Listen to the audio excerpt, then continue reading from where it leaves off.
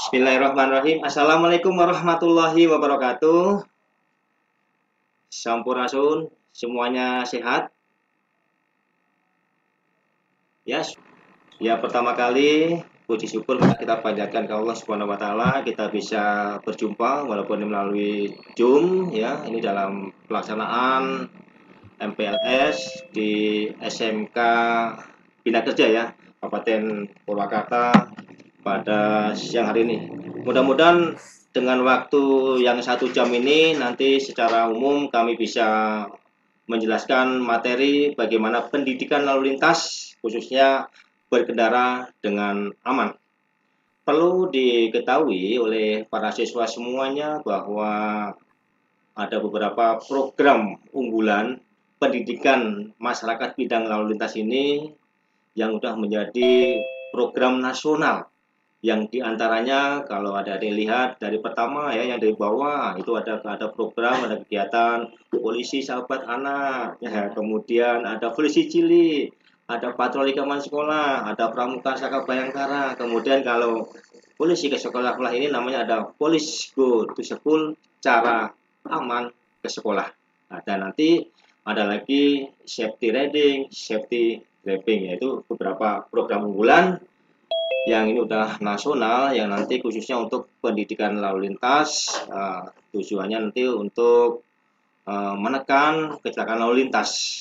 Sebelumnya kami akan memperkenalkan dulu nama saya Aibtu Sugino dari Satlantas Polres Purwakarta yang kebetulan sehari-hari mempunyai tugas pokok yaitu pendidikan masyarakat bidang lalu lintas ya. Kita langsung ke materi saja. Sebagai dasarnya supaya ada diketahui kan nanti kalau hujan-hujan juga ada ya undang-undang yang mengatur yaitu Undang-Undang Nomor 22 Tahun 2009 tentang lalu lintas dan angkutan jalan. Nah, nanti mengatur masalah peraturan lalu lintas, bagaimana etika tata lalu lintas, ada sanksi dan lain sebagainya. Kemudian perlu diketahui oleh adik-adik semuanya di dalam aksi keselamatan jalan itu merupakan program nasional ya program nasional rencana umum nasional keselamatan itu ada beberapa pilar yang mengemban tugas pokoknya masing-masing ya yang contohnya ini ada 5 pilar program keselamatan lalu lintas. Pilar yang pertama itu adalah nanti tugas daripada Bappenas kalau di tingkat kabupaten adalah Bapeda. Ini nanti tugasnya yaitu manajemen keselamatan berlalu lintas ya. Kemudian yang kedua nanti adalah jalan yang berkeselamatan. Nah kalau masalah jalan ini udah jelas kalau di tingkat kabupaten itu ada kementerian atau misalkan PU Bina Marga. Nah nanti yang membidangi masalah jalan bagaimana kondisi jalannya, geometrik jalannya, kemiringan jalannya, lebar jalannya, kondisinya dan lain sebagainya. Nanti bagaimana sih standar jalan yang berkeselamatan? Contohnya di depan SMK kita ini merupakan jalan nasional. Berarti nanti semua tanggung jawab itu adalah di tingkat nasional. Ada jalan nasional, jalan provinsi, jalan lingkungan, jalan pemukiman dan lain sebagainya. Kemudian yang ketiga yang berhubungan dengan kendaraan bermotor yang berkeselamatan.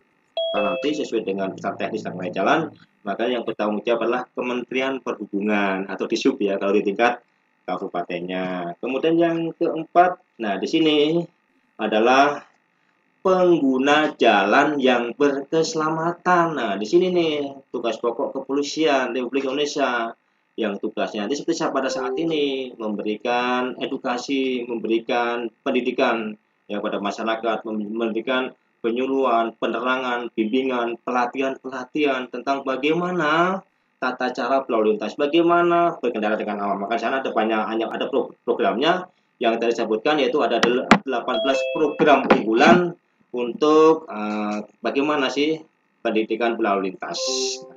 Kemudian yang kelima, yaitu nanti yang berhubungan dengan penanganan pasca kecelakaan lalu lintas. Ya, ini ada hubungannya nanti dengan jasa raharja dengan pihak dinas kesehatan. Dalam hal ini adalah pihak rumah sakit. Bagaimana kecepatan ya daripada bila mana terjadi kecelakaan lalu lintas. Jangan sampai nanti terjadi kecelakaan lalu lintas malah semakin parah. Nah, di sini ya sudah punya tugas pokok dari masing-masing ya dinas instansi. Nah, biasanya masyarakat belum tahu. Misalkan ada jalan rusak, lapornya ke polisi, padahal udah ada bagiannya. Kemudian kalau di jalan nggak ada rambu-rambu ke polisi, padahal udah ada instansi dinas yang bertanggung jawab. Nah, kalau polisi tadi udah kami jelaskan tugasnya yaitu nanti kita yaitu untuk pengguna jalan yang berkeselamatan supaya masyarakat pengguna jalan memahami bagaimana peraturan-peraturan, aturan-aturannya, etika, tata cara, sopan santun berlalu lintas.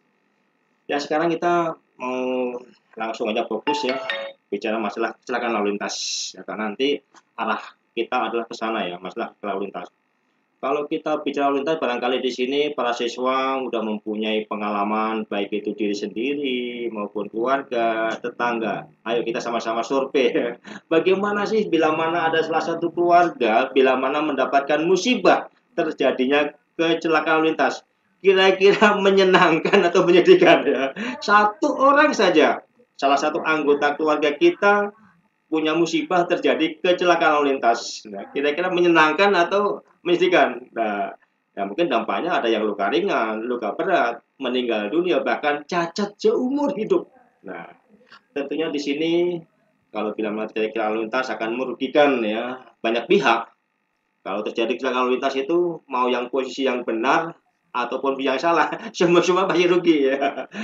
Kemudian yang kedua, akan kehilangan orang atau keluarga yang tercinta bila mana kecelakaan lalu lintas itu mengakibatkan korban jiwa meninggal dunia. Bagaimana sedihnya itu ya. Bahkan nanti bisa berdampak mengakibatkan kemiskinan. Nah, kemudian di bagian anak nih, ketika terjadi kecelakaan lalu lintas yang korbannya adalah cacat seumur hidup, kira-kira gimana coba? Frustasi enggak? Kira-kira mempunyai pengaruh enggak dampaknya anak? Tentunya anak-anak kan mempunyai cita-cita masa depan. Nah, bila mana terjadi kecelakaan lintas yang fatal, cacat seumur hidup, nggak ada tangannya, nggak ada kakinya, bahkan namanya juga cacat seumur hidup ya, dengan biaya yang sampai miliar-miliar seumur hidup. Nah, ini sangat-sangat menyedihkan, sangat-sangat menyedihkan ya. Nah, kemudian di luar itu juga nanti mereka udah merasa tidak berguna, mengakibatkan ya mungkin ya pengeluarannya sangat ekstra dan lain sebagainya. Nah ini bukan nakut-nakuti, silakan nanti para siswa survei sendiri di lingkungan keluarga aja ya, di lingkungan keluarga bagaimana pedihnya, bagaimana repotnya, bagaimana susahnya bila mana mengalami kecelakaan lalu lintas. Maka di sini kami dari Satlantas Polres Jakarta memberikan himbauan bagaimana upaya-upaya untuk mengatasi terjadinya kecelakaan lalu lintas ya. Karena apa? Kecelakaan lalu lintas dapat menghampiri siapa saja bila mana pada saat berkendara di jalan mengabaikan aturan-aturan lalu lintas. Makanya harus tahu bagaimana etika, tata cara, sopan santun berlalu lintas di jalan.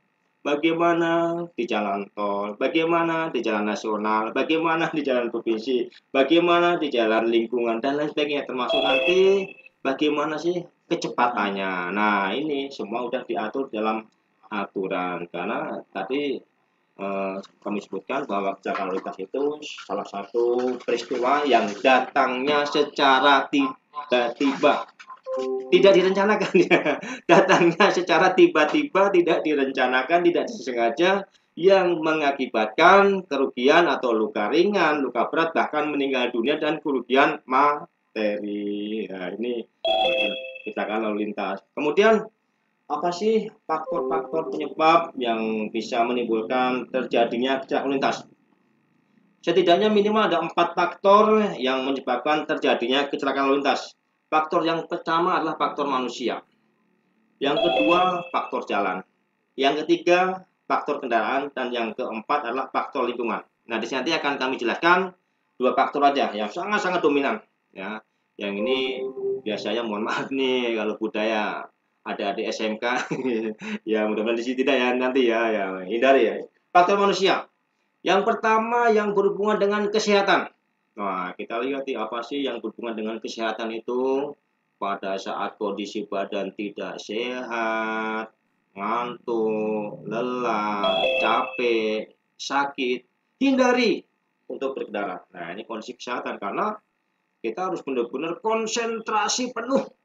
Nah, hitungan detik. Ya, kalau katakan lagi, hitungan detik nyawa bisa melayang. Ini masalah lalu lintas ya. Hitungan detik. Nah, maka di sini dalam ketentuan itu setiap pengendara atau pengemudi harus sehat jasmani dan rohani. Sesuai dengan sama nanti kalau ketika ada adik nanti yang berusia 17 tahun pada saat akan mengajukan permohonan SIM harus sesuai dengan persyaratan administrasinya, yaitu minimal usia 17 tahun dan harus sehat jasmani dan rohani. Pak, bagaimana kalau stres ya? Nggak bisa diuji, harus sehat jasmani dan rohani. Karena nanti itu banyak sekali tindakan-tindakan mengambil keputusan, cara berpikir dan lain sebagainya. Nah, kemudian yang kedua yang berhubungan dengan pengetahuan. Nah, ini mohon maaf nih, Pak, bagaimana yang berhubungan dengan pengetahuan? Para pemohon SIM kan nggak ada pelajarannya, kenapa harus diuji? Nah, di sini ya, adik-adik nanti untuk pengetahuan ini kalau sekarang kan udah gampang ya, bisa mencari materi ya, undang-undang lalu lintas tadi, undang-undang nomor 22 tahun 2002 tentang lalu lintas dan angkutan jalan. Nah, kan sini pelajari bagaimana yang utama adalah etika, tata cara, sopan santun, tata keramanya berlalu lintas. Nah, karena apa ini berhubungan dengan pengetahuan sangat-sangat penting sekali. Ya, karena nanti tanpa pengetahuan, kalau kita misalkan ke Surabaya, ke Jakarta, di kota-kota besar yang sekarang ini sistemnya sudah elektronik, nah, penegakan hukum, pelanggaran lalu lintas dengan melalui sistem elektronik itu sudah pakai kamera. Nah, ini sih ya. Ini udah tempat-tempat tertentu, udah namanya etle ya. Nanti sanksinya, penegakan hukumnya dengan kamera ya di Jakarta, di Surabaya. Kalau di Purwakarta perangkatnya belum ada, di kota-kota besar sudah ada perangkatnya. Bila mana melakukan pelanggaran ditindak langsung ya. Di sana melalui pantauan CCTV kamera ya. Itu jarak 1 kilo udah kelihatan ya. Nah, ini pengetahuan. Nah, ini sangat penting sekali, makanya pemohon SIM sebelum mengajukan permohonan harus ikut ujian teori dan ujian praktek. Kalau praktek kan anak SMK pasti saya yakin lulus. Tapi ketika ujian teori, nah di sini ya, lemahnya di sini ujian teori. Belum tahu rambu-rambu perintah, belum tahu rambu-rambu larangan, nggak tahu rambu-rambu peringatan, tidak tahu marka jalan, tidak tahu isyarat traffic light, tidak tahu polisi sedang mengatur lalu lintas. Ini aturan semuanya. Nah, ini pengetahuan sangat penting sekali. Nah, yang kemudian yang ketiga yang kedua dengan keterampilan. Nah, di sini keterampilan di sini ada adik, ini ada pelajarannya. Pelajarannya adalah safety riding dan safety driving, nanti menghadapi rintangan-rintangan. Ada 12 rintangan. Nah, kalau untuk anak SMP yakin lah itu keterampilan ya. Nah, tapi di sini perlunya keterampilan reaksi.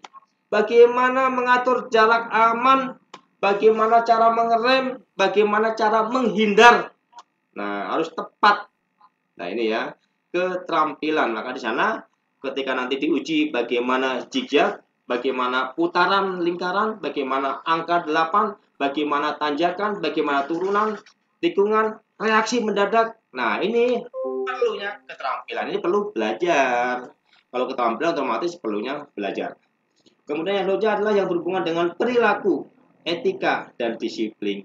Nah, kemudian yang selanjutnya pada saat tidak konsentrasi nih suka hilang kendali ya, suka hilang kendali ketika mungkin ngantuk, lelah, makanya kadang-kadang saya kadang-kadang blank, tahu-tahu udah nyungsep. Nah, ini mohon maaf nih, tambahan sebentar, ketika kemarin jalan tol Cipali baru 1 minggu dibuka, ini udah kasus kecelakaan lalu lintas sudah sangat-sangat tinggi ya, sangat tinggi.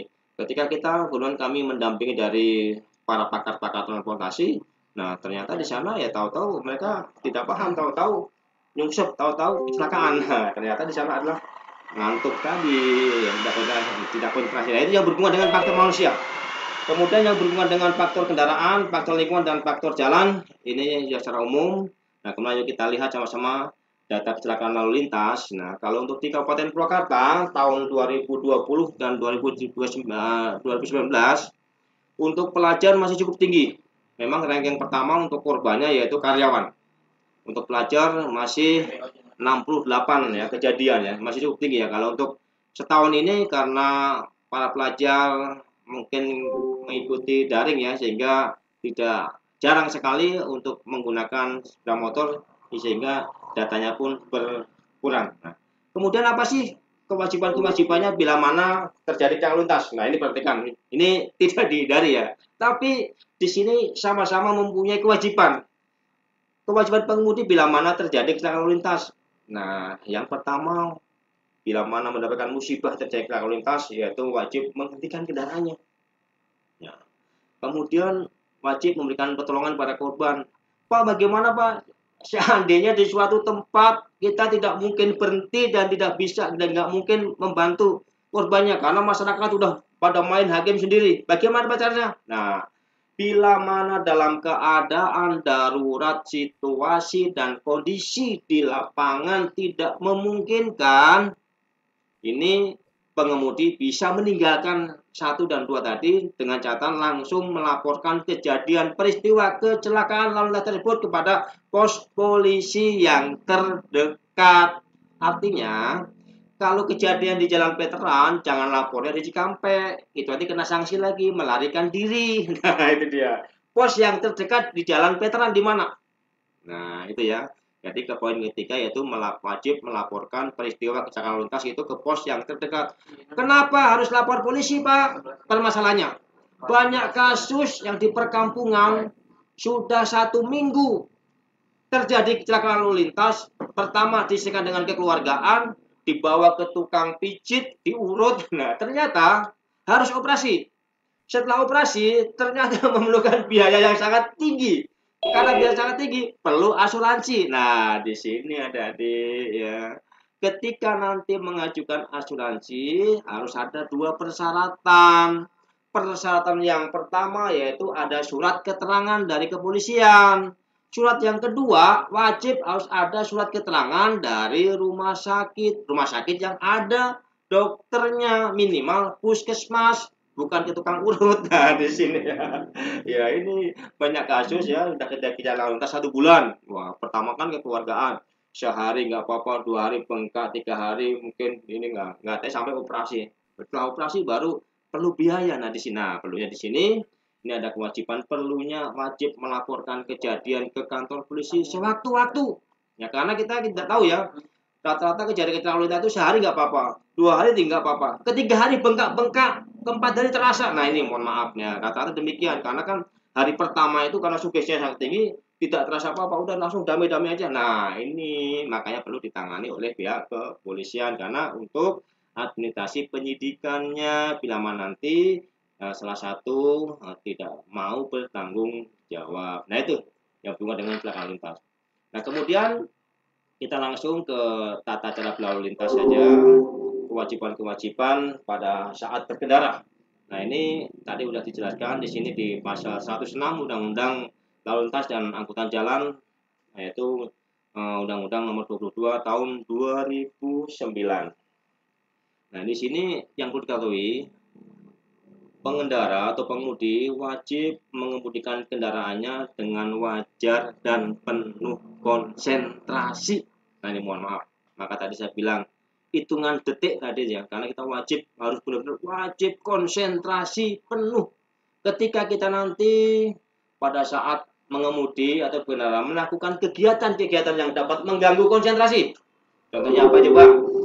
Kegiatan-kegiatan yang mengganggu konsentrasi pada saat berkendara. Contohnya apa? Merokok, minum, bubukan, pacaran, berpelukan, enggak, Pak Operator.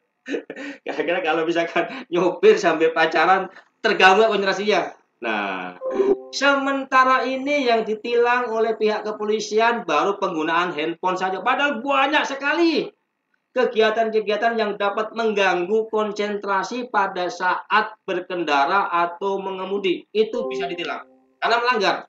Nah, karena di sana punya kewajiban harus konsentrasi penuh. Nah, untuk sementara ini di pantauan di CCTV yang baru menggunakan handphone, SMS dan lain-lain. Tapi banyak kegiatan lagi. Kenapa?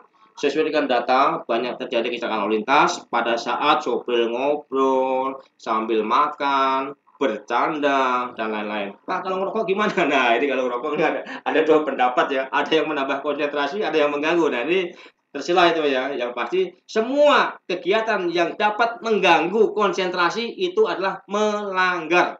Nah, itu ya.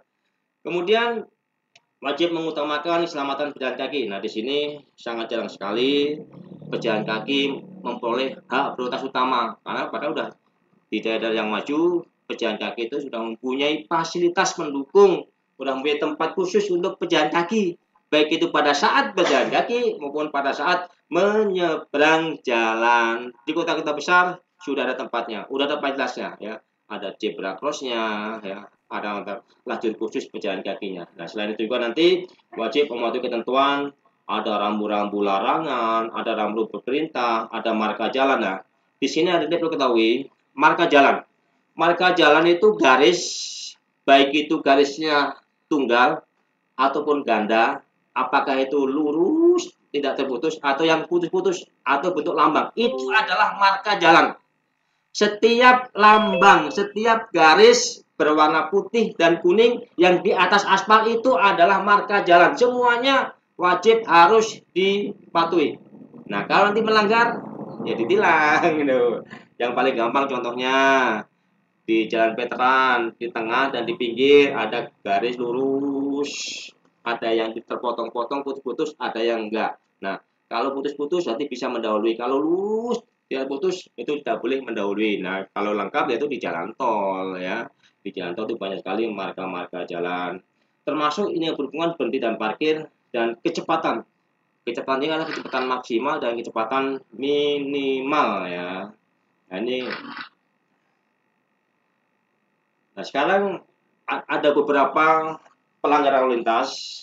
Ada 7 pelanggaran lalu lintas yang dijadikan fokus, jadikan atensi khusus dalam penegakan hukum untuk di Indonesia, khususnya di Jawa Barat dan Polres Purwakarta. Jadi ada 7. Karena 7 pelanggaran ini sangat potensi sekali bila mana dilanggar, ini dapat menimbulkan potensi kecelakaan lalu lintas. Pelanggaran yang pertama, Pak. Yang pertama, pengendara dan penumpang wajib mengenakan atau menggunakan helm SNI. Nah, ini perhatikan ya, ini pertama ya. Pengendara dan penumpang wajib mengenakan helm SNI. Gunakan helm SNI dengan baik dan benar. Di sana ada tali pengikatnya. Kancingkan sampai bunyi klik. Yakinkan. Nah, ini ya. Nah, karena sekarang ini selain menggunakan helm harus menggunakan khususnya masker lebih utama lah ganda. Nah, selain nanti kita melaksanakan protokol kesehatan juga protokol keselamatan lalu lintas. Jadi ya ini ya. Yang kedua, nah ini yang kedua khususnya kalau malam minggu nih, malam minggu ya. Ini masih ditemukan kalau jam 1 malam, jam 2 malam, jam 3 kalau dengar kecelakaan lalu lintas, kalau di arah dari arah Cikampek Cikokok, waduh, ini yakin nih berarti penyebabnya adalah mabuk. Nah, bisa deh ini kan ya. Kalau udah kecelakaan jam 1, jam 2, nah ini berarti mabuk. Nah, ternyata pengendara maupun pengemudi itu mengkonsumsi minuman ya, apakah mungkin narkoba, apakah obat-obat terlarang dan lain sebagainya. Nah, yang keempat yaitu pengendara dan pengemudi masih usia di bawah umur. Nah, ini mohon maaf ya bagi adik-adik yang belum memiliki surat izin mengemudi, yang belum berusia 17 tahun, memang di dalam ketentuan ini dilarang ya. Nah, nanti kalau memang terpaksa melanggar nanti ditilang ya nih ya. Karena di sini juga di dalam data di Purwakarta masih ditemukan korban yang usianya masih di bawah umur. Ada yang usia 9 tahun, 10 tahun, 8 tahun, ya, termasuk usia 12 tahun. Ya, ini pengemudi masih di bawah umur. Kemudian, kalau untuk mobil, tidak menggunakan sabuk keselamatan. Nah, kemudian yang keenam, hindari penggunaan HP pada saat berkendara atau mengemudi. Nah, kemudian yang ketujuh adalah melawan arah arus lalu lintas. Nah, ini kelihatannya sangat sepele, padahal sangat berbahaya kali. Nah, ini 7 fokus, namun pelanggaran sangat banyak sekali. Hampir ada 50 pelanggaran ya, ini bukan hanya 7 aja, tapi 7 pelanggaran ini yang merupakan fokus ya penindakan prioritas, skala prioritas ya. Termasuk nanti banyak lagi pelanggaran lain ya. Termasuk sekarang ini tentang knalpot phishing. Nah, karena di sini kendaraan knalpotnya harus dipasang sesuai dengan standarnya. Jangan sampai menggunakan knalpot yang tidak standar sehingga suaranya bising, karena nanti ada 3 pelanggaran itu. Tidak sesuai dengan persyaratan teknis, ya, kemudian melanggar ambang batas emisi gas buang, dan melanggar ini kebisingan suara. Nah, itu yang berhubungan dengan knalpot. Nah, kemudian tadi sudah dijelaskan tentang masalah SIM, bahwa di sini sudah mempunyai kewajiban setiap orang yang mengemudikan kendaraan bermotor wajib memiliki surat izin mengemudi sesuai dengan jenis kendaraan yang dikemudikannya. Nanti ke depan akan ada pembatasan. SIM dibedakan menjadi 3 ya. Yang SIM C, C1 dan C2. SIM C yang biasa ini khusus nanti yang CC-nya kurang ya dari 250.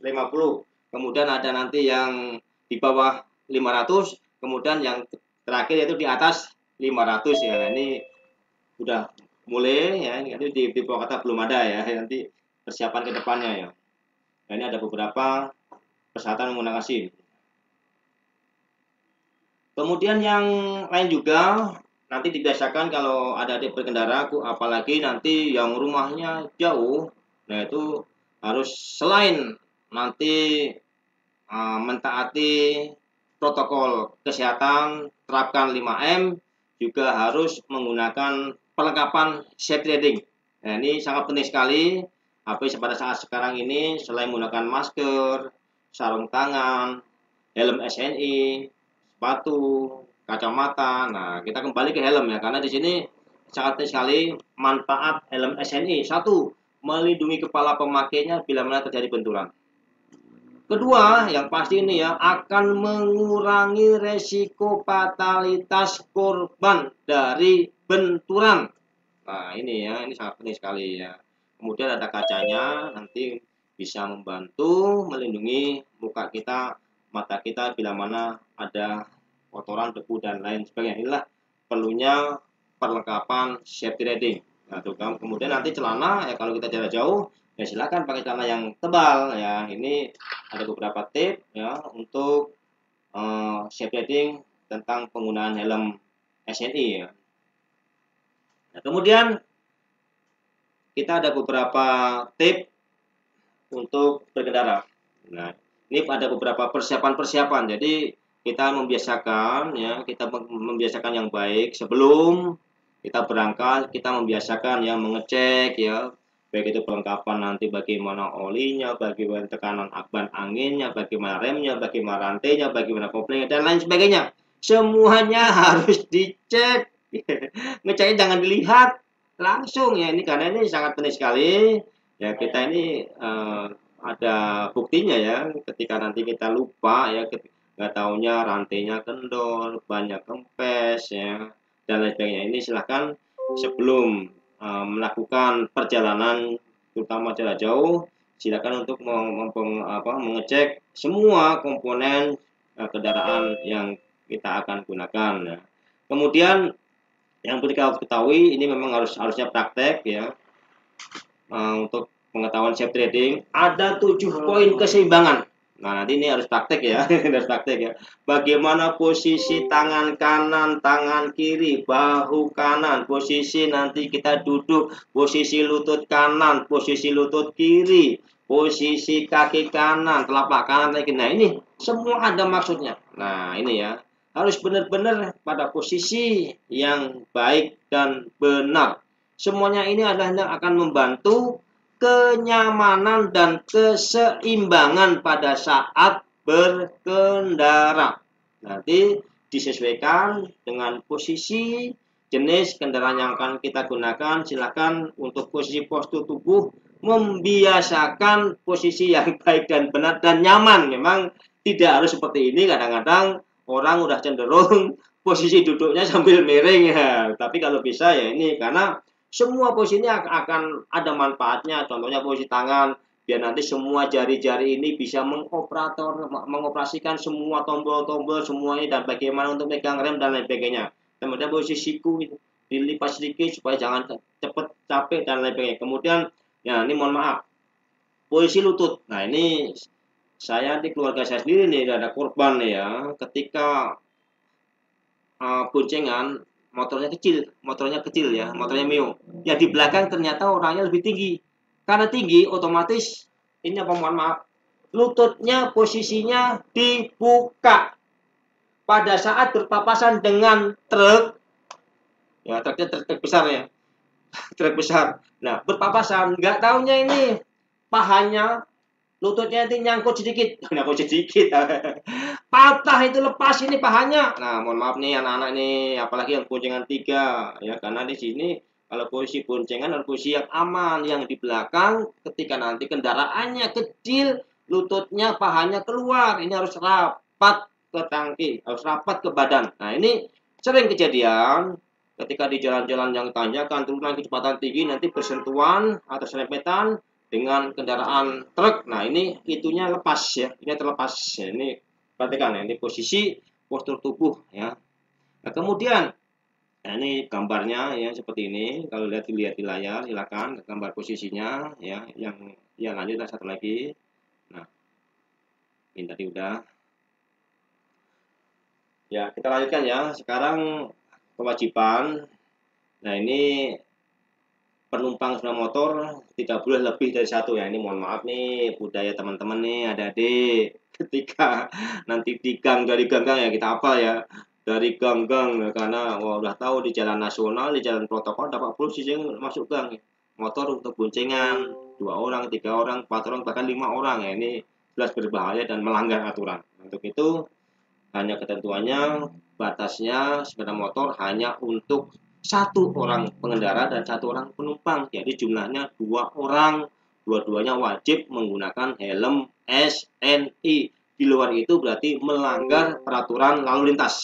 Nah ini ya tentang jumlah penumpang. Nah, karena nanti kenapa sih harus dibatasi? Nah karena sudah ada standarnya. Kalau motor lebih dari orang nanti melebihi berat, nanti untuk keseimbangannya akan berkurang sehingga cenderung nanti lebih menimbulkan kecelakaan lalu lintas. Nah kemudian saya akan kasih pemahaman, masih ada waktu, tentang kalau sering kita silakan atur jarak aman. Nah yang berhubungan dengan jarak aman, ini memang ini harus praktek ya. Intinya pada saat kita berkendara ya, ketika nanti di jalan, karena di jalan itu banyak sekali hambatan-hambatan, setiap detik, setiap waktu banyak sekali konflik, banyak sekali hambatan-hambatan yang akan mengancam kita. Apakah itu orang menyeberang jalan, apakah ada jalan rusak, apakah tiba-tiba ada angkutan mengambil penumpang, apakah di depannya berhenti mendadak. Nah, makanya di sini mempunyai kewajiban wajib mengatur jarak aman. Berapa meter sih mengatur jarak aman? Nah, sekarang kita langsung sampaikan aja. Ketika terjadi kecelakaan lalu lintas yang di belakang menabrak ke depan, ya ini yang di belakang ini posisinya kurang menguntungkan. Nah, terlepas nanti akan kita lihat, kita periksa apa penyebabnya. Nah, ini posisinya tentunya sangat lemah. Karena yang di belakang wajib mengatur jarak aman. Tujuannya adalah untuk mengerem dan menghindar. Nah, di sini perlu keterampilan mengerem. Makanya di sini ada tadi teknik mengerem. Nah, kalau nggak bisa ngerem ya percuma. Mengatur jarak juga. Nah, ini ada teknik dasar mengerem yang baik dan benar. Nah, ini ada 2 permasalahan. Nanti yang satu saya sampaikan yang berhubungan dengan mengatur jarak aman dan tata cara mengerem. Nah, Kalau yang aman, nah otomatis misalkan kecepatan 100 km per jam, jaraknya minimal separuhnya 50 meter. Pak, bagaimana Pak kalau ada bis malam itu kok jaraknya cuma 50 meter menyentuh? Wah, itu Pak nekat ya, nekat ya. Nah, walaupun pembalap sekalipun nggak akan bisa bereaksi ketika jaraknya terlalu dekat. Nah, contoh kecepatan 25 km per jam minimal 3 meter. Nah, kita bisa praktek. Pak, kalau kita kecepatan 40 km, kira-kira jarak aman itu berapa? Nah, kita silakan praktek sendiri adik dalam posisi yang aman. Ketika kita kecepatan 40 km per jam, silakan rem. Nah, kira-kira nanti jarak luncuran titik berhenti itu berapa meter? Nah, itu prakteknya begitu. Tapi ini pun juga tidak terlepas bagaimana teknik dasar mengerem. Mengerem yang baik kalau motornya kecil, 60% rem depan, 40% rem belakang. Gitu ya, terbalik ya. Nah, jadi kan jarang menggunakan rem depan, malah rem belakang. Nah, ini makanya perlu banyak praktek. Di sana ada pelajarannya safety riding. Nah, ini teknik mengerem dan mengatur jarak. Pada prinsipnya kita tidak boleh terlalu dekat. Kalau dalam hitungan teori para pakar-pakar transportasi, hitungannya adalah 2 detik perjalanan. Hitungnya gimana nih? Ada batas 1, 2, nah atau 3 detik. Ya, ini untuk kendaraan kecil. Kalau kendaraan besar nanti bisa sampai 5 detik. Ya, ini ya. Ini. Nah, intinya kita harus mengatur jarak aman jangan sampai terdadak bila mana nanti kendaraan yang ada di depannya ada hambatan. Nah, ini digambar, silakan satu lagi Pak, ini teknik dasar mengeremnya. Ini perlu praktek ya. Ini tidak bisa teori kalau ngerem ya. Ini harus sering praktek. Makanya kita wajib mengetahui bagaimana karakter kondisi kendaraan. Saya mau cerita pengalaman di lapangan ya.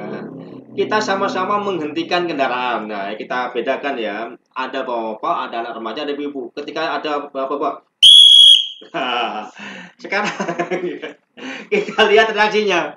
Kalau ibu-ibu gimana Bu? Kalau ibu guru nih, Bu Sri Mulyani. Kalau misalkan didadakan dihentikan, kira-kira yang bergerak kaki, tangan, atau mulut duluan? Cepet, cepet, cepet, cepet. Nah, Semuanya. semuanya. Nah, semestinya ini reaksi. Nah, ini mohon maaf ya. Ini semuanya. Semuanya ya. Nah, mohon maaf, pengalaman di lapangan. Ketika bereaksi, ibu-ibu biasanya kurang siap. Pertama, ibu-ibu mohon maaf, posisi postur tubuhnya ya, posisinya kurang bagus. Tegang. Kedua, posisi pelengkapannya. Biasa rata-rata menggunakan sepatu dan menggunakan rok. Sehingga pada saat sudah berhenti, mau turun, itu kakinya bingung rebutan. Pakai kaki yang mana? Nah, ini mohon maaf ya, tentang yang hubungan dengan perlengkapan. Sehingga ketika berhenti tidak maksimal, sehingga terjatuh satu perlengkapan. Maka kalau misalkan mau naik sepeda motor jangan menggunakan, mohon maaf, ini banyak kejadian yang menggunakan rok, menggunakan kerudung yang panjang sehingga ini masuk ke rantai, ini terbelit. Nah, terlebih nanti yang boncengan dan lain-lain di belakang ada tas dan keleweran, nah, sehingga nanti perlengkapan bajunya atau kain-kainnya itu masuk ke dalam rantai, ini sangat berbahaya sekali. Ini fakta ini Bu ya. Kemarin waktu anak-anak sekolah, terutama yang dari madrasah ya, sanawiyah itu roknya kan terbuka lebar tuh ya, sehingga itu masuk ke rantai. Kami sering sekali membantu itu. Nah, ini perlengkapan. Nah, kedua, sepatu. Nah, kadang-kadang sepatu-sepatu tinggi, hak tinggi mau turun itu kurang lagi. Sehingga sini artinya ketika kita nanti mau berkendara harus disesuaikan perlengkapan kita, busana kita, perlengkapan. Nah, kemudian reaksi.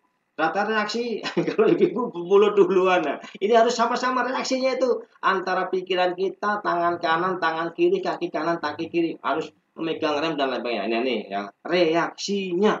Nah, kemudian contohnya kita bagaimana kalau mau melewati kendaraan lain. Nah, ini kelihatannya sangat mudah, tapi sangat sekali banyak pelanggaran-pelanggaran lalu lintas sehingga pada saat terjadinya kecelakaan lalu lintas itu pada saling argumen, terkadang adu mulut, terkadang berantem, tidak tahu bagaimana etika tata cara mau mendahului atau melewati kendaraan lain. Nah, di sini kalau kita ambil poin-poinnya ada 12 tahapan. Bagaimana sih tata cara mendahului atau melewati kendaraan lain? Nah, rata-rata ibu-ibu paling dua atau tiga ya. Nah, ini ada 12 ya. Langkah yang pertama ya harus mengatur jarak aman dulu. kita lihat ke depan, kanan, kiri. Yang kedua mengecek spionnya, yang ketiga menyalakan lampu petunjuk arah sen kanannya, keempat kemudian mengecek yang tidak terlihat. Nah, di sini nih yang paling sulit. Mengecek yang tidak terlihat ini nanti ada blind spot. Contohnya, kaca spion itu tidak bisa menjangkau semua area tertentu, sehingga kita harus konfirmasi keselamatan. Nah, ini ilmu nih ya.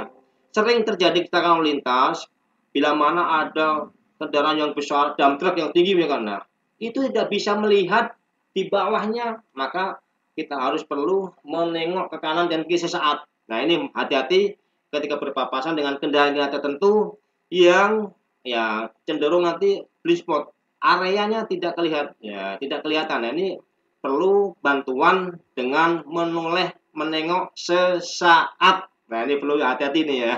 Nah, ini jarang kok. Kan udah ngeliat spion udah ini ya, ternyata masih terjadi kecelakaan lalu lintas. Nah, kemudian yang kelima nanti masih nambah kecepatan, yang keenam nanti pastikan jarak aman dengan di sebelahnya, yang ketujuh nanti masih ngasih klakson. Nah, ini etikanya. Selain menggunakan tangan masih dengan klakson. Nah, ini etika sopan santun itu. Kemudian mengecek spion lagi, sen kiri, bergerak ke kiri, kemudian matikan sen, baru langsung melaju ke posisi yang sebenarnya. Itu etika tata cara bagaimana melewati kendaraan lain. Nah, kemudian sekarang ini ya lagi rame nih, ada kendaraan khusus ya yang mendapatkan prioritas. Bahkan cenderung sekarang ini ada uh, tambahan yang relawan yang mengawal ambulan. Nah, mohon maaf nih. Padahal ini ada kendaraan khusus yang mendapatkan prioritas, ya. Ini nggak usah dikawal, ya. Itu udah contoh, ya. Ada kendaraan khusus yang dapat prioritas, hak utama prioritas jalan. Satu adalah kendaraan pemadam kebakaran yang sedang menjalankan tugas. Nah, ini nomor satu ini. Kan dalam hitungan waktu detik, ini udah memakan korban. Nah, kalau bisa lihat, kalau adik-adik bisa melihat di luar lagi, mungkin ketika ada mobil pemadam kebakaran lalu ambulan, itu semua masyarakat udah langsung minggir semua memprioritaskan kendaraan tersebut. Nah, kalau di kita apa? Yung yung yung, malah noleh. Ini budaya, budaya, etika. Nah, di wilayah kita masih belum tahu, sehingga di sini mungkin dari kelompok relawan mungkin sangat tulus nih. Masyarakat belum paham ketika ada ambulan lewat kok masih noleh nggak minggir. Nah, semestinya wajib memberikan prioritas minggir dan memberikan prioritas kepada kendaraan tersebut. Ya, saya ulang lagi. Kendaraan yang pertama adalah kendaraan pemadam kebakaran yang sedang menjalankan tugas. Yang kedua, kendaraan ambulan yang angkut orang sakit. Kendaraan tiga adalah kendaraan yang memberikan pertolongan kepada kecelakaan lalu lintas. Ya, kemudian empat adalah kendaraan milik negara. Nah, baru nomor empat nih, kendaraan presiden, wakil presiden ini nomor empat. Yang kelima adalah kendaraan pimpinan dan pejabat negara asing serta lembaga-lembaga internasional. Kemudian yang keenam, iring-iringan pengantar jenazah tuh nomor 6. Kalau jenazah kan udah meninggal mau apain lagi, mau diburu-buru. Nah, ini posisi nomor 6. Yang ketujuh adalah untuk kepentingan kepolisian tertentu yang mendapatkan pertimbangan tertentu, yaitu baru untuk pelayanan masyarakat. Contohnya ada yang mau hajatan, ada yang kawin. Nah, itu nomor 7 itu ya, untuk yang untuk konvoi atau kendaraan untuk tertentu menurut pertimbangan khusus kepolisian. Nanti semua dikawal. Kalau dikawal otomatis nanti ada rotator dan sirinenya. Sirine semakin keras dan lampunya semakin nyala, semakin bagus untuk jangkauan keselamatan masyarakat. Wajib memberikan prioritas. Caranya mengurangi kecepatan dan minggir, silahkan prioritas. Bagaimana kalau melanggar? Kalau diem, malah diem aja, bisa ditilang. Pelanggarannya apa? Tidak memberikan prioritas kepada kendaraan yang memperoleh prioritas utama. Nah, kemudian nanti di tab saya itu ada rambu-rambu, ya nanti sekitar itu ada rambu-rambu larangan, rambu-rambu perintah, rambu-rambu peringatan, rambu-rambu petunjuk, dan lain sebagainya. Nah, itu harus dikenali oleh adik-adik. Anak TK aja wajib hafal 10, apalagi kalian harus hafal semuanya. Semua jenis rambu-rambu silakan dilihat warnanya. Kalau warna yang kuning peringatan, yang merah-merah berarti dilarang, yang biru putih berarti perintah. Nah, semuanya itu wajib harus kita ketahui, termasuk nanti di sana ada isyarat polisi yang sedang mengatur lalu lintas di jalan dengan gerakan menggunakan tangan, peluit, dan lain-lain. Nah, ini wajib dipatuhi. Kalau misalkan ada fluid sekali, oh ini, ya ini mohon maaf ya, nggak ada kayak keras apa gitu ya. Itu nanti wajib harus diketahui bunyi fluid. Ya, ini semuanya itu adalah pendidikan lalu lintas untuk kita ketahui agar adik-adik semuanya memahami, kemudian nanti memahami, mengerti tentang bagaimana aturan-aturan, bagaimana etika dan tata cara berlaku. Tujuannya untuk menekan, untuk menghindari, mengurangi kejadian kecelakaan lintas khususnya korban jiwa. Lebih khusus lagi, kami berharap tidak ada lagi korban kecelakaan lalu lintas khususnya adalah para pelajar di Kabupaten Purwakarta ini ya. Itu harapan dari kami. Ayo mulai dari diri kita sendiri kita jadikan pelopor keselamatan berlalu lintas. Selain kita juga mentaati, mematuhi anjuran pemerintah, mematuhi protokol kesehatan dengan menerapkan 5M, menggunakan masker dengan baik dan benar. Lebih bagus menggunakan masker yang ganda, hati-hati ya, ini ada saran dari kesehatan, dari dokter, penggunaan masker yang baik dan benar, ya. Lebih aman kalau ganda tuh, bagus banyak ya. Kemudian mengatur jarak, kemudian hindari kerumunan, kurangi mobilitas, termasuk sekarang pada saat ini ada perpanjangan lagi untuk PPKM darurat sampai tanggal 25 ya. Ini tujuannya adalah mengurangi pembatasan-pembatasan, yaitu mengurangi berkerumunnya banyak orang, risiko penularan penyebaran COVID-19. Kalau tidak ada, waktunya pas sekali. Terima kasih atas perhatiannya. Mudah-mudahan menjadikan ilmu yang bermanfaat. Terima kasih. Wassalamualaikum warahmatullahi wabarakatuh. Salam sehat. Tetap semangat. Kita masuk ke materi yang kedua, pemaparan mengenai pengenalan ekskul yang ada di Sekolah Bina Kerja yang akan disampaikan oleh Ananda Rangga Maulana Ihsan. Kepada Saudara Rangga, kami persilahkan. Bismillahirrahmanirrahim. Assalamualaikum warahmatullahi wabarakatuh. Waalaikumsalam warahmatullahi wabarakatuh. Alhamdulillahirabbil alamin wa bihi nasta'in wa ala umuri dunya waddin. Wassalatu wassalamu ala asrofil anbiya'i wal mursalin. Amma ba'du. Sebelumnya izin memperkenalkan diri, nama saya Rangga Maulana Ihsan. Saya siswa kelas 12 Rekayasa Perangkat Lunak, dan alhamdulillah juga saya sebagai anggota kepengurusan OSIS SMK Bina Kerja Purwakarta, dan tahun kemarin sudah menjabat sebagai ketua OSIS SMK Bina Kerja Purwakarta, dan sekarang sudah lengser. Baik, adik-adikku, teman-temanku sekalian, pertama-tama yang terhormat kepada Bapak Kepala Sekolah SMK Bina Kerja Purwakarta, yang terhormat kepada Wakaf Kurikulum, Wakaf Kesiswaan, Pembina OSIS, dan juga guru serta staf tata usaha dan teman-teman saya yang mudah-mudahan kita semua dirahmati Allah Subhanahu wa taala. Baik, di sini saya akan memaparkan tentang kegiatan organisasi ataupun ekstrakurikuler yang ada di SMK Bina Kerja Purwakarta. Yaitu yang pertama ada organisasi siswa intrasekolah atau OSIS, biasa disebut OSIS, organisasi siswa intrasekolah. Alhamdulillah banyak tahun kemarin peminatnya dan sekarang aktif untuk di kegiatan OSIS. Banyak sekali program-program OSIS yang alhamdulillah berjalan dengan lancar, yang bisa membawa nama baik SMK Bina Kerja Purwakarta di tingkat kabupaten. Dan tahun kemarin SMK Bina Kerja Purwakarta mengikuti perlombaan Kompa Action dan juga mengikuti program edukasi yang dilaksanakan oleh Provinsi Jawa Barat. Jadi untuk adik-adik sekalian yang mau ikut gabung di organisasi siswa intrasekolah, silakan boleh menghubungi ke saya langsung ataupun langsung ke anggota OSIS yang lainnya, nanti bisa dihubungi. Nanti ada poster untuk open recruitment anggota pengurus OSIS yang baru.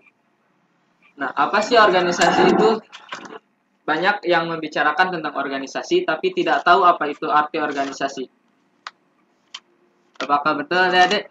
Pernah banyak sekali mendengar adik-adik mungkin dari SMP yang kebanyakan organisasi yang ikut organisasi OSIS ataupun organisasi pramuka, paskibra dan yang lainnya, tapi tidak tahu apa makna dan arti organisasi tersebut. Baik, di sini saya akan menjelaskan sedikit tentang apa itu organisasi. Organisasi adalah tempat atau wadah di mana orang-orang berkumpul, bekerja sama secara rasional dan sistematis, terencana, terorganisasi, terpimpin, dan terkendali dalam memanfaatkan sumber daya alam, sarana-sarana untuk mencapai tujuan organisasi. Jadi, makna organisasi itu bukan hanya sekedar tempat berkumpul orang-orang saja, tetapi perkumpulannya itu harus ada tujuan, harus ada musyawarah, dan juga harus ada pencapaian bersama-sama. Jadi bukan untuk kepentingan pribadi saja kalau untuk masuk organisasi, jadi harus ada pencapaian bersama dan musyawarah serta mufakat bersama. Dan juga makna dari organisasi yaitu, Kenapa, Bun? menurut Sayyidina Ali dikatakan bahwa kejahatan yang terorganisasi akan mengalahkan kebaikan yang tidak terorganisasi. Jadi, dan juga beberapa manfaat dalam organisasi. Yang pertama, meningkatkan kualitas diri.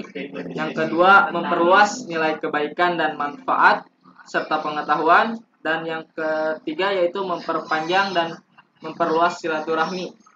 Jadi banyak sekali manfaat organisasi, bukan hanya sekedar tempat berkumpul ataupun ririungan bahasa Sunda nama, tapi ada nilai positif untuk diri kita sendiri, yaitu ya meningkatnya kualitas diri. Jadi kita tahu bagaimana kualitas diri kita itu dalam berorganisasi, dalam pembelajaran, naik atau turunnya kualitas diri kita.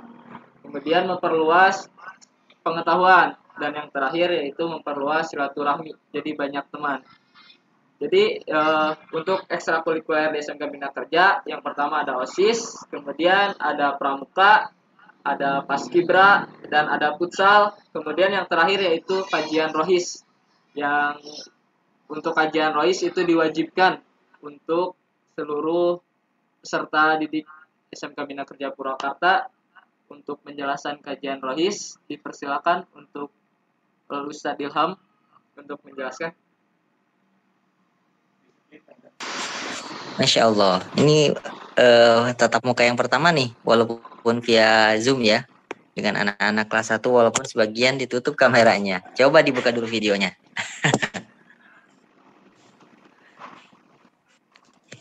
Baik, bismillahirrahmanirrahim. Assalamualaikum warahmatullahi wabarakatuh. Alhamdulillah, alhamdulillah, salatu wassalamu ala rasulillah. Pertama dan utama, mari kita panjatkan puja dan puji syukur kehadirat Allah Subhanahu wa Ta'ala. Atas berkat dan rahmatnya kita masih diberikan kenikmatan sehat. Sebentar. Baik, terkait dengan kajian rohis, anak-anak semua. Jadi kajian rohis itu adalah kajian kerohanian Islam. Nanti anak-anak semua yang hari ini duduk di kelas 10 itu diwajibkan untuk mengikuti kegiatannya. Kegiatannya seminggu 1 kali, ya. Seminggu 1 kali. Apa yang dibahas? Yang dibahas adalah terkait dengan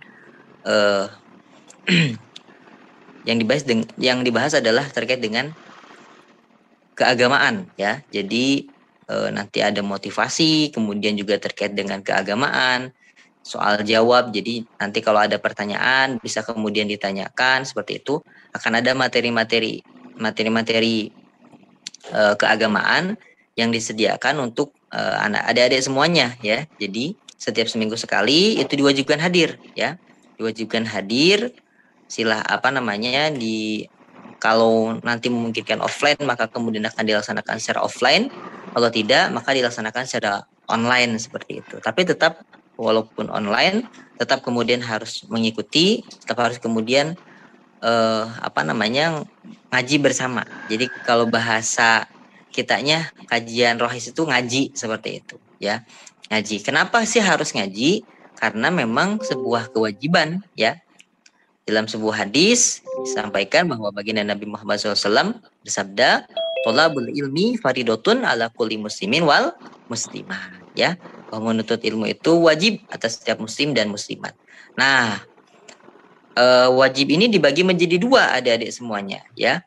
Ada fardu ain yang wajibnya tidak bisa diwakilkan dan ada fardu kifayah yang wajibnya bisa diwakilkan ya. Nah, yang fardu ain itu adalah mengkaji ilmu agama, itu wajib ya. Kenapa? Karena digunakan untuk kehidupan kita sehari-hari ya. Satu waktu saya pernah kemudian tanya, Cung, yang sudah pernah mimpi basah, semuanya ngacung ya, karena nggak mungkin nih Ivan, Risna Aditya, Ilham Khairuddin ya, Akmal Chandra Suwana dan kawan-kawan ini belum pernah mimpi basah. Wah, nggak mungkin ya, kayaknya dari kelas 1 SMP sudah pernah mimpi basah ini ya. Atau basah-basahan di kamar mandi ya. Nah itu sudah ya, ketawa-ketawa yang ketawa sudah berarti ya. Nah, itu saya tanya, gimana mandi besarnya? Waduh, ya, ada sebagian yang sudah bisa, alhamdulillah. Ada sebagian yang belum bisa, ya. Kebingungan, ada yang bahkan baru dengar mungkin ya, mandi besar seperti itu. Maka kemudian, nah di kajian itu nanti dijelaskan terkait dengan bagaimana tata cara mandi besar seperti itu. Kemudian banyak hal nanti yang akan kita pelajari bersama seperti itu, terkait dengan keagamaan tadi. Kenapa wajib?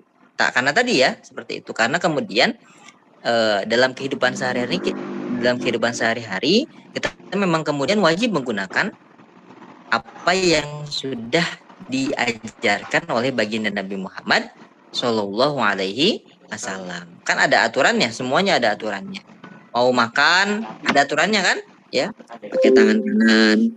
Kemudian sebelum makan kita berdoa, ya, itu diajar, ada aturannya. Mulai dari makan, masuk WC dan seterusnya itu ada aturannya. Maka kemudian tholabul ilmi dalam ilmu agama itu fardu ain, tidak bisa diwakilkan. Nggak bisa ceritanya Ivan misalnya karena kaya raya ya diwakilin, bro, ngus ente lah orang kayak diberi 100.000 atau kudu kajian orang, wah nggak bisa ya. Ngaji itu fardu ain ya. Hukumnya itu hukum fardu ain itu seperti sholat ya. Risna Aditya itu tidak bisa sholat yang 5 waktu ya, walaupun Risna bilang ke temennya, bro tah dari 100.000 asal ente pang sholatkan orang, masang sholatkan geus paeh berenannya. Ya. Diwakilkan sholat zuhurnya misalnya atau sholat subuh, 100.000 asal ente ngawakilan orang sholat subuh, nggak bisa. Itu namanya fardu ain ya. Fardu ain itu berarti tidak bisa diwakilkan, harus kita yang melaksanakan ya. Seperti sholat ya, nggak bisa ya, nggak bisa diwakilkan. Sekaya apapun kita ya, sehebat apapun kita nggak bisa diwakilkan. Nggak bisa preman itu, rajanya preman itu mewakilkan kepada anak buahnya. Ya, anak buahnya sholat, mewakilkan sholat, raja premannya nggak bisa ya. Maka harus dilaksanakan sendiri. Begitupun tholabul ilmi dalam ilmu agama. Nah, dalam hal ini kajian rohis itu termasuk kategori tholabul ilmi dalam ilmu agama. Maka fardu ain. Nah, bersyukur sekali ya di SMK Bina Kerja itu diwajibkan ya. Sesuatu yang Allah sudah wajibkan, tholabul ilmi ya dalam ilmu agama diwajibkan oleh sekolah. Waduh, mantap ya. Itu keuntungannya berlipat-lipat. Kenapa? Karena dari Allah kita dapat pahala dan ikhlas dan kemudian ittiba ya. Jadi pas kajiannya harus kemudian tertib, mendengarkan dengan baik, ya, dapat pahala pasti dari Allah Subhanahu wa taala. Dari sekolah dapat nilai. Wah, mantap kan? Luar biasa ya.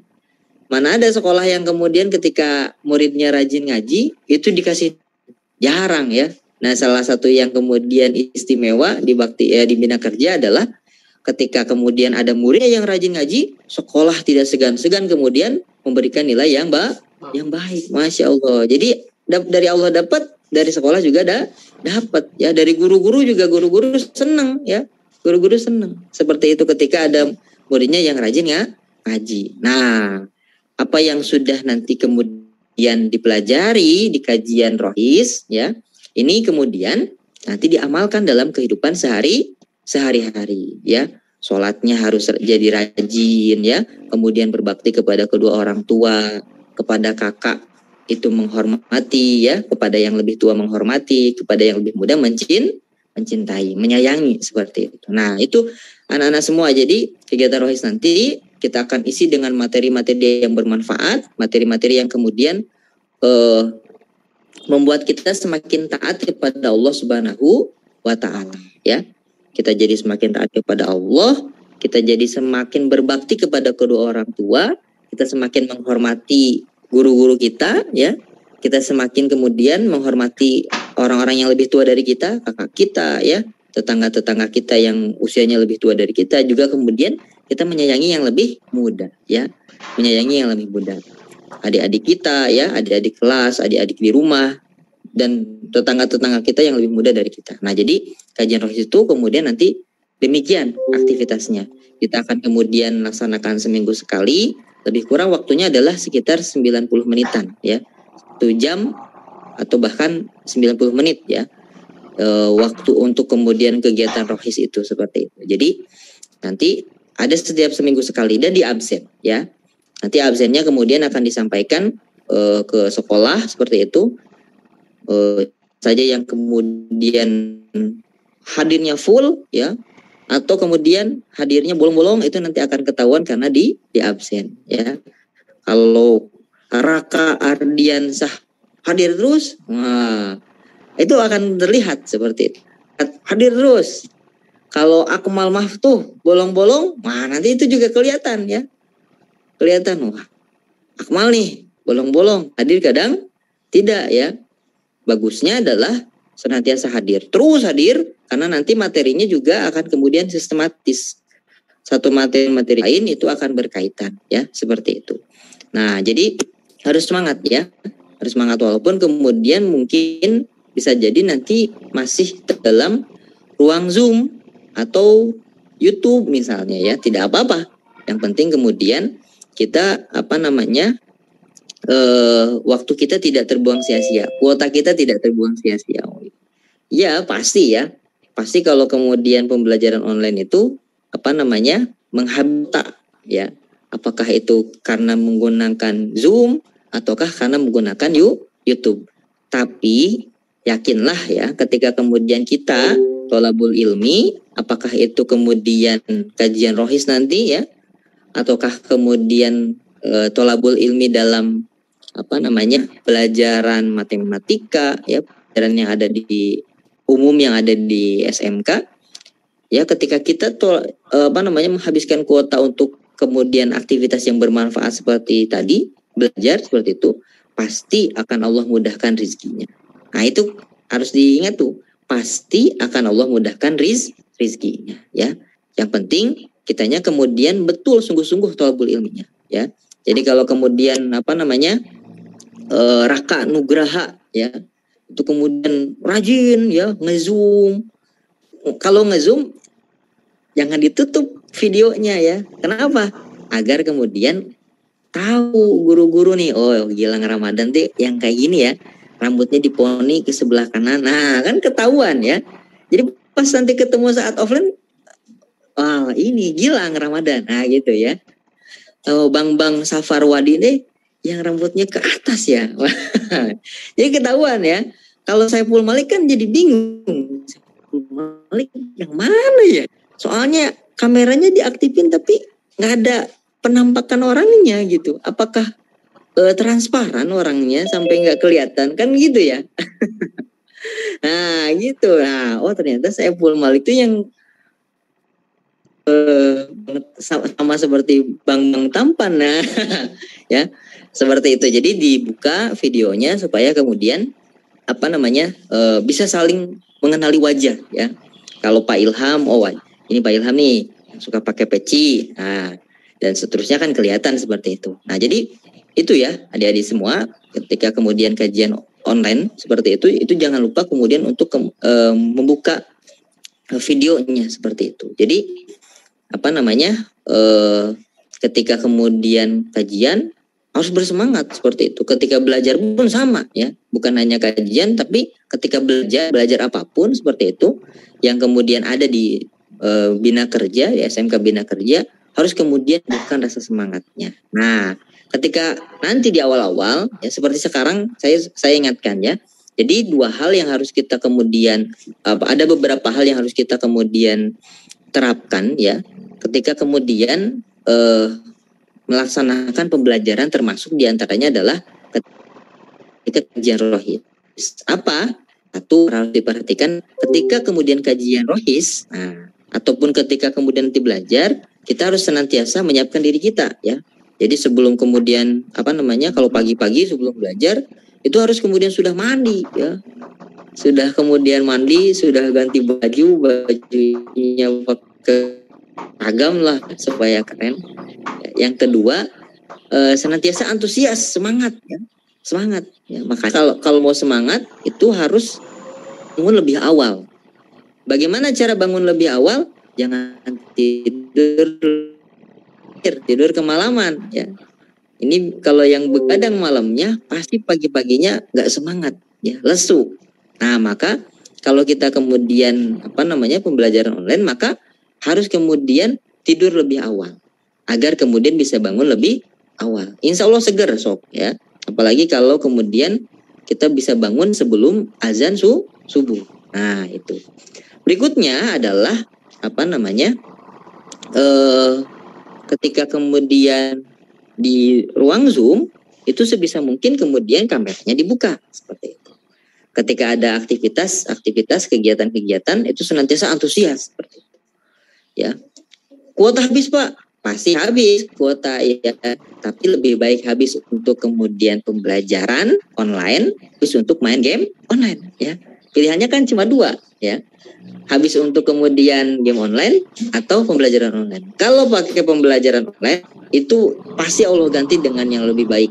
Pasti yakin, kita harus yakin bahwa setiap rezeki yang kemudian dihabiskan dalam jalan yang benar ya, itu pasti Allah ganti dengan yang lebih baik ya, berkali-kali lipat ya.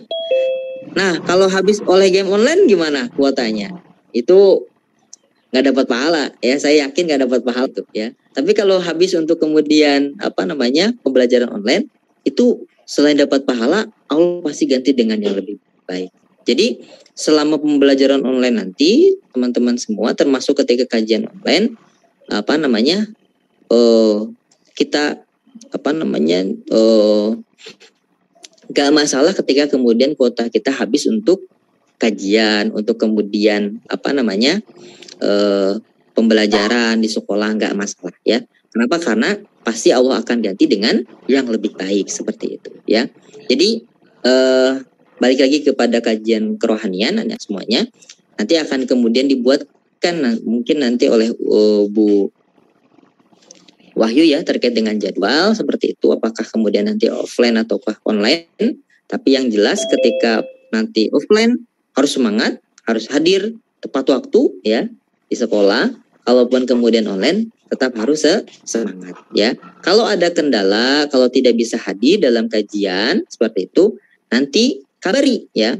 Nanti Pak Ilham akan kemudian memberikan nomornya. Boleh ditulis dari sekarang nomornya seperti itu, supaya nanti ketika kemudian memang ada halangan seperti itu bisa kemudian disampaikan ya, sehingga di absen itu tidak alfa tapi ada keterangannya. Kalau memang izin, sampaikan izin apa kendalanya, misalnya ada orang tua yang sakit, maka Pak Ilham juga nanti akan kemudian mempertimbangkan, oh iya izin, bisa izin. Atau sedang sakit ya, kalau tidak ada kabar kan jadi tidak tahu ya, bahkan tidak bisa didoakan ya. Kalau Pak Ilham tahu kan Ilham Khairuddin sakit, nah nanti sebelum mulai kajian didoakan dulu ya, supaya kemudian cepat mati penyakitnya ya. Bukan ilhamnya ya, penyakitnya yang cepat mati ya, didoakan ya. Kan doa yang kemudian diaminkan oleh banyak orang itu insya Allah lebih cepat dijabahnya ya, apalagi anak-anak bina kerja yang solih dan solihah. Nah, kalau laki-laki solih berarti ya. Kalau nanti kajiannya dengan saya laki-laki semuanya ya. Itu biasanya yang kajian 30 orang. Kalau per kelas kan bisa 30 orang, 50 orang. Apalagi kalau digabung seperti itu kan banyak. Diaminkan agar kemudian cepat mati penyakitnya. Wah, insya Allah cepat diijabah doanya seperti itu. Nah, kan jadi ada hikmahnya ketika kita memberikan kabar seperti itu. Nah, boleh ditulis nomor WhatsApp Pak Ilham untuk kemudian nanti kajian rohis, silahkan ditulis 0895 diulangi 0895 622 60 30 30. Diulangi 0895 622 60 30 30. Ya. Baik ya. Jadi kalau kita kemudian simpulkan untuk kemudian kajian kerohanian teman-teman semuanya, nanti kemudian akan ada kajian kerohanian yang wajib diikuti oleh semua anak kelas 10. Waktunya seminggu sekali, nanti ditentukan hari dan jamnya oleh Bu Wahyu selaku wakil kurikulum.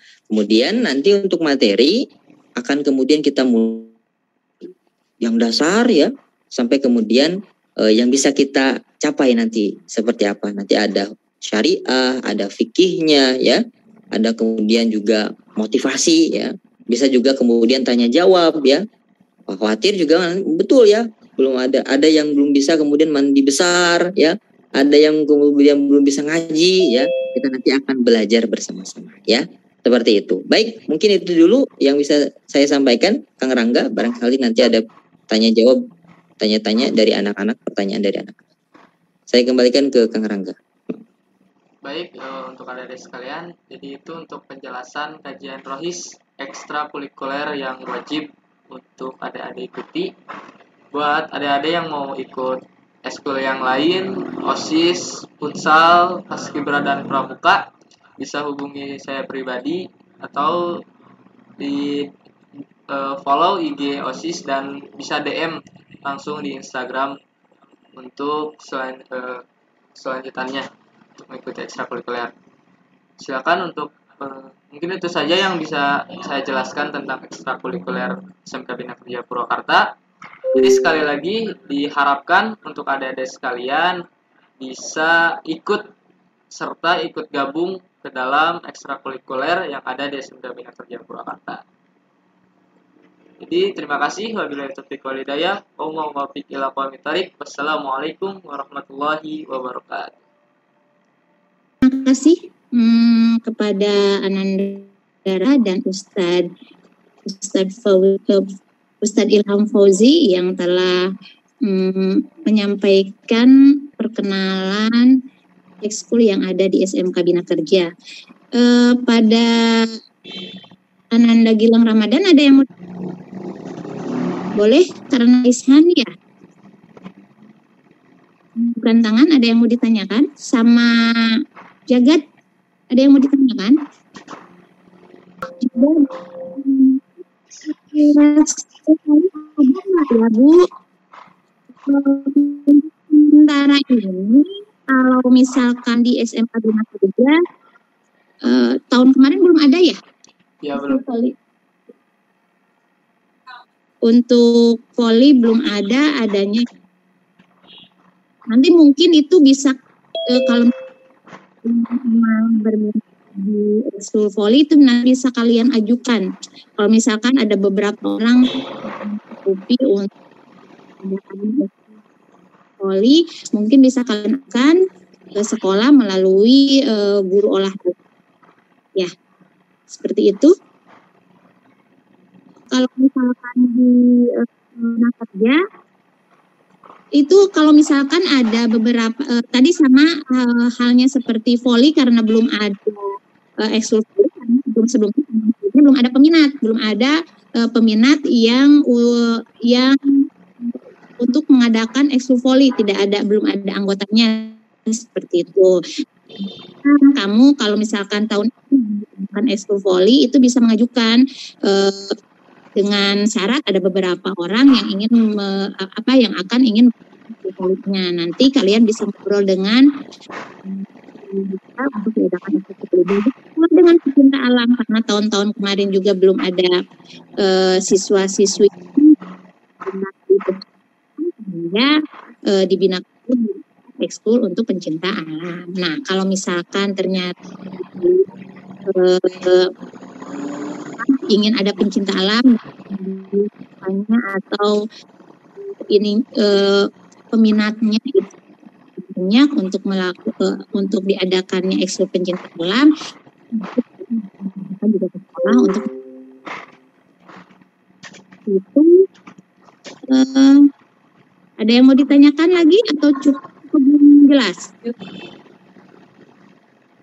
Oke, gila, sudah? Kalau sepak bola, futsalnya ada. Sepak bolanya nanti kalian bicarakan lagi. Untuk kalian mengikuti beberapa sekaligus juga itu dibolehkan, tetapi yang penting itu adalah kalian bisa mengatur waktunya tidak. Dengan begitu banyak kalian mengikuti beberapa kalian mengatur waktunya tanpa harus meninggalkan hal yang wajibnya. Kalau mau 3, mau 4 juga boleh aja kalau memang kalian sanggup untuk mengikuti, tapi tanpa meninggalkan hal yang wajib, yaitu kegiatan sekolahnya. Ya. Silat juga nggak ada, belum ada. Silat juga belum ada. Ya, kalau silat juga belum ada. Yaitu karena tahun kemarin belum ada yang menggeluti mengenai persilatan gitu. Tapi kalau misalkan ternyata kamu pengen ada nih, kita ajukan tuh ya, sama ya, silat perisai diri itu belum ada untuk khusus di sekolah BK. Kalau misalkan kalian ikut yang sudah ada di caranya, kalian boleh langsung menghubungi Sarangga yang akan memberitahu bagaimana caranya dan pendaftaran diri mengenai ekskul yang akan ikut, seperti itu. Balap ada, balap karung. Lalu balap untuk memajukan prestasi kalian di kelas. Sudah tidak ada yang lagi ditanya. Itu kegiatan PLS hari ini. Jangan lupa untuk absen, kemudian isi list-list yang ada di itu, dan mungkin sama seperti hari kemarin untuk mengisi garis besarnya mengenai materi yang telah tadi disampaikan oleh Polres dan oleh Ustaz Ilham Fauzi. Ya. Terima kasih kepada yang antusias kegiatan PLS hari ini. Terima kasih pula kepada para narasumber yang sudah menyampaikan ilmu, sehingga kita tambahan ilmu, semoga bermanfaat untuk kehidupan kita. Jangan lupa besok masih ada kegiatan PLS di hari kedua. Ya, akhir kata Ibu pamit. Assalamualaikum warahmatullahi wabarakatuh.